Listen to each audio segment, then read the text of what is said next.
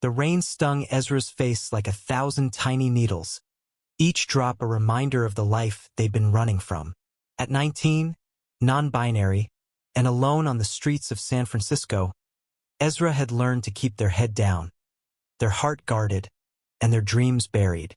But tonight, in the dim glow of a bus station, a single act of kindness would unravel everything they thought they knew about survival and love. Ezra clutched the last $5 in their pocket, the crumpled bill damp from the storm. The bus station smelled of wet concrete and stale coffee, its flickering fluorescent lights casting long shadows across the cracked linoleum floor. They stood in line, shivering in a threadbare denim jacket, their short brown hair plastered to their forehead. The ticket to Oakland was $6, but Ezra had watched the man in front of them. Tall, black, maybe mid-30s, with a quiet dignity despite his soaked trench coat, fumble through empty pockets, his face tight with desperation. "I'm short $1. The man, whose name Ezra would later learn was Marcus, muttered to the ticket clerk. His voice was low, almost ashamed, as he glanced at the line behind him. The clerk, a tired woman with a name tag reading Doris, shook her head. "No cash, no ticket." "Next." Ezra's heart thudded. They didn't know why they stepped forward. Maybe it was the way Marcus's shoulders slumped, or the faint tremble in his hands as he turned away. "Here," Ezra said, voice barely above a whisper, sliding their $5 across the counter. "It's not enough, but maybe it helps." Marcus froze, his dark eyes locking onto Ezra's. For a moment, the world seemed to pause. The rain, the hum of the station, the impatient grumbles of the line. "You don't have to do that," Marcus said, his voice soft but firm, like he wasn't used to kindness. "I want to," Ezra replied, surprising themselves with the conviction in their words. They didn't mention that the $5 was all they had, that they'd planned to use it for a hot meal, the first in days. Something about Marcus's quiet vulnerability made Ezra feel seen, even if just for a second. Doris sighed, unimpressed. "Still short $1, kid." Before Ezra could respond, Marcus reached into his coat and pulled out a crumpled dollar bill, placing it on the counter with Ezra's 5. "There," he said, his gaze still on Ezra. "We're good now." The clerk handed Marcus the ticket, and he turned to Ezra, his expression unreadable. "Why'd you do that?" he asked, stepping aside as the line moved forward. Ezra shrugged, suddenly self-conscious. "You looked like you needed it more." Marcus's lips twitched into a small smile, the kind that carried 1,000 untold stories. "You're wrong about that," he said almost to himself. "Come on, let me buy you a coffee. It's the least I can do." Ezra hesitated. They'd learned to distrust strangers, especially in a city that chewed up dreamers and spit them out. But something in Marcus's eyes, warm, steady, and unguarded, made them nod. They followed him to a small diner across the street, the neon sign buzzing open 24/7 in flickering red letters. Inside, the air was thick with the smell of greasy burgers and burnt coffee. Marcus slid into a booth, gesturing for Ezra to sit across from him. The waitress, a middle-aged woman with a kind face and a name tag reading Lila, poured them coffee without asking. Ezra wrapped their hands around the warm mug, savoring the heat against their chilled fingers. "I'm Marcus," he said, breaking the silence. "Marcus Ellison." "Ezra," they replied, voice barely audible. They didn't offer a last name, hadn't used one in years, not since their family had turned them away for being who they were. Marcus leaned back, studying them. "You're not from here, are you?" Ezra shook their head. "Small town, Midwest. Left when I was 16. They didn't elaborate and Marcus didn't push. Instead, he sipped his coffee, his gaze thoughtful. "You didn't have to give me that money," he said after a moment. "Most people wouldn't have." Most people don't know what it's like to have nothing, Ezra replied, their voice sharper than intended. They looked down, embarrassed, but Marcus didn't flinch. I know more about that than you'd think, he said quietly. Ezra glanced up, curious despite themselves. Marcus didn't look like someone who'd ever been desperate. His coat, though wet, was well made, and his posture carried a quiet confidence. But there was something in his eyes, a shadow of loss, of nights spent fighting to survive. The conversation flowed easily after that, each word peeling back layers of guardedness. Marcus spoke of growing up in Oakland, of dreams he'd chased and lost, though he was vague about the details. Ezra shared fragments of their own story, leaving home after coming out as non-binary, scraping by on odd jobs and shelters, always moving to avoid being found. They didn't mention the ache in their chest, the loneliness that clung to them like damp clothes. By the time the diner's clock ticked past midnight, Ezra felt something they hadn't in years. Safe. Marcus paid for the coffee, leaving a generous tip for Lila, and stood. You got a place to stay tonight? He asked, his tone casual but concerned. Ezra's stomach twisted. They didn't, but pride kept them from admitting it. I'll figure it out. Marcus raised an eyebrow, unconvinced. Come with me. I know a place. Against their better judgment, Ezra followed. The rain had slowed to a drizzle, and the city lights reflected in puddles along the sidewalk. Marcus led them to a small, nondescript building a few blocks away, a community center, its sign faded but welcoming. Inside, a woman named Rosa greeted Marcus like an old friend, handing him a key to a back room with cots for those in need. You've done this before, Ezra said, half a question, as they settled onto a cot. Marcus smiled faintly. I've been where you are. Someone helped me once. I'm just paying it forward. Ezra wanted to ask more, but exhaustion pulled them under. As they drifted off, they heard Marcus's quiet voice. You're not alone, Ezra. Not anymore.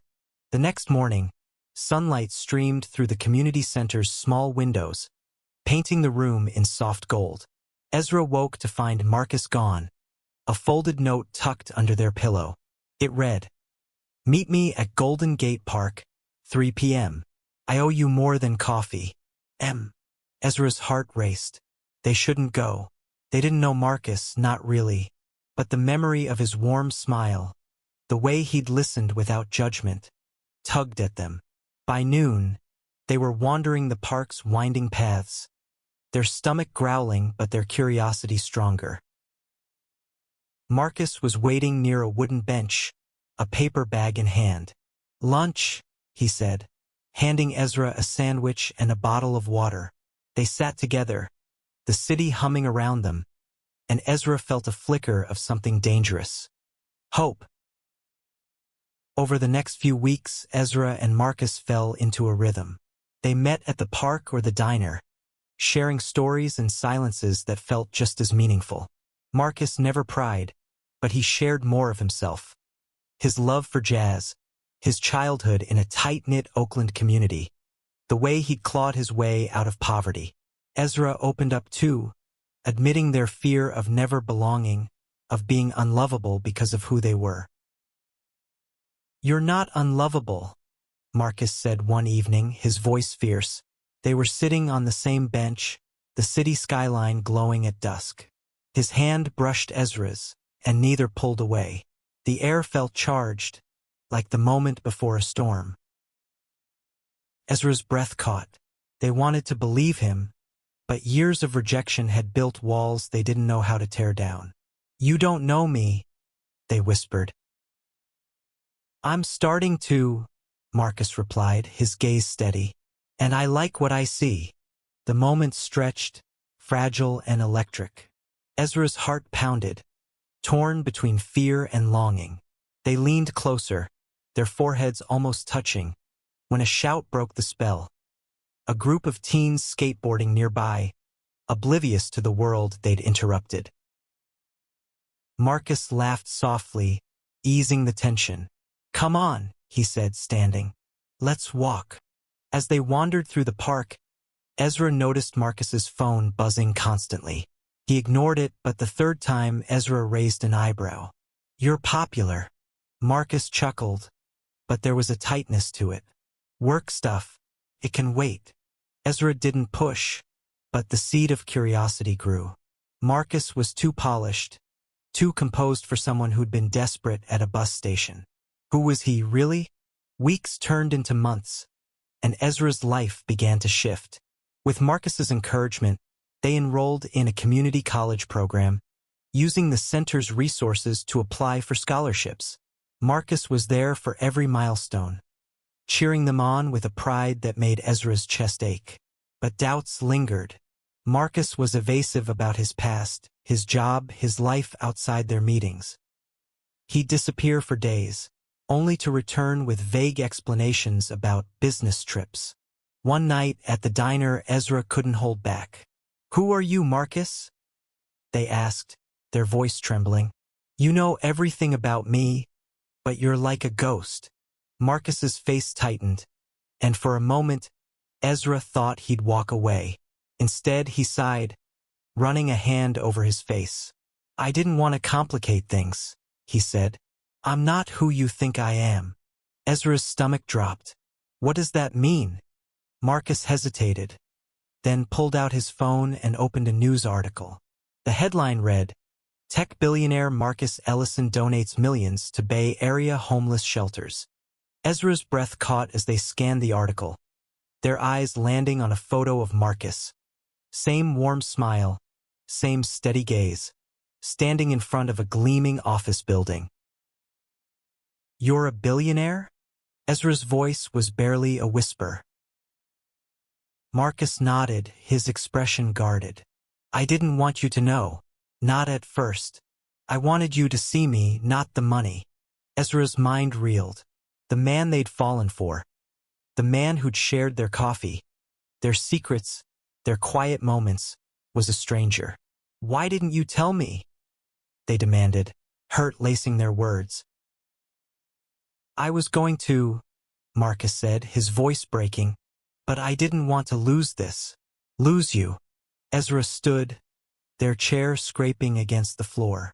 "I need to think," they said, and walked out into the night, their heart a tangled mess of betrayal and longing. For days, Ezra avoided Marcus. They threw themselves into their studies, their part-time job at a bookstore, anything to keep the pain at bay. But the truth gnawed at them.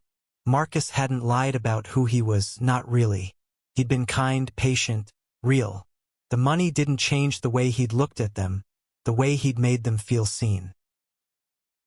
One evening, Ezra found themselves back at the park, sitting on their bench. The air was cool, the city lights twinkling like stars. They didn't know why they'd come, only that they missed him. Footsteps crunched behind them, and Ezra turned to see Marcus, his coat draped over his arm, his expression uncertain. "I hoped you'd be here," he said. Ezra swallowed hard. "I don't care about your money," they said finally. "I care about you, but you should have trusted me." "I know," Marcus said, sitting beside them. "I was scared. I've spent years hiding who I am, not just the money, but me. I'm gay, Ezra. I never told anyone, not until you." Ezra's breath hitched. They hadn't known, hadn't guessed, but it made sense. The quiet understanding, the unspoken connection. "Why me?" they asked. "Because you're you," Marcus said simply. "You gave me your last $5. You saw me when no one else did." Ezra's walls crumbled. They reached for Marcus's hand, their fingers intertwining. "Don't hide from me again," they whispered. "I won't," Marcus promised, his voice thick with emotion. They sat there, hand in hand, as the city hummed around them. Ezra didn't know what the future held: school, dreams, a life they were only beginning to imagine. But for the first time, they weren't alone. And that was enough. Years later, Ezra stood on a stage, accepting a degree they'd never thought possible. Marcus was in the audience, his smile brighter than the spotlight. They'd built a life together, not perfect, but real. Marcus had funded shelters, scholarships, programs for kids like Ezra, using his wealth to give others the chance he'd once needed. Ezra had found their voice, their purpose, their home. As they stepped off the stage, Marcus pulled them into a hug, whispering, "I'm so proud of you." Ezra smiled, their heart full. The boy who'd paid for a stranger's bus ticket had found love, not in the billions, but in the man who'd seen them for who they were.